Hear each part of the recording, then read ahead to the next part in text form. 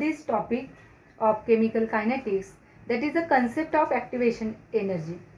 Okay, now in this case we should understand what is the activation energy and how we find out the reaction is exothermic or endothermic.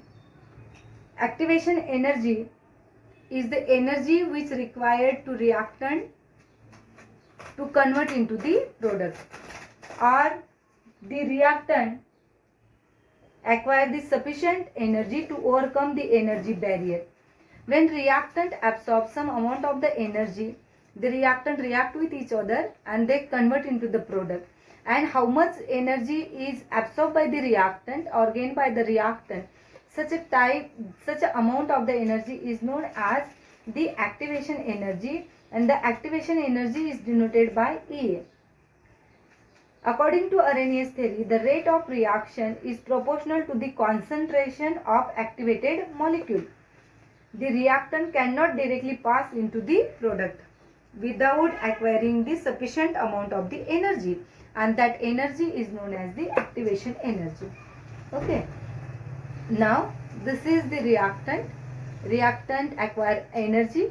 Here is the maximum energy is acquired by the reactant, and this step, on this step, that complex is known as the activated complex, higher energetical complex, and the complex or that molecule is immediately fall down into the product which acquire the minimum energy than the reactant. And this graph where plot energy versus the reaction coordinate. There is the two type of the reaction is studied. One is exothermic reaction, another one is the endothermic reaction. Exothermic reaction in which the reactant having a minimum energy than the product, and in endothermic reaction the reactant having the maximum energy than the product. And when such a phenomenon is observed in any type of the reaction, that reaction is known as the endothermic reaction. And when reactant acquiring less energy than the product, such a reaction is known as the exothermic reaction.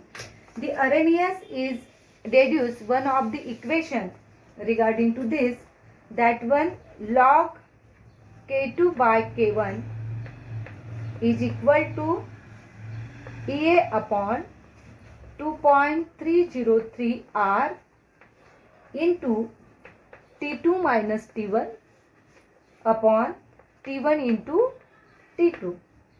And this equation is find out how much amount of the energy is gained by the reactant.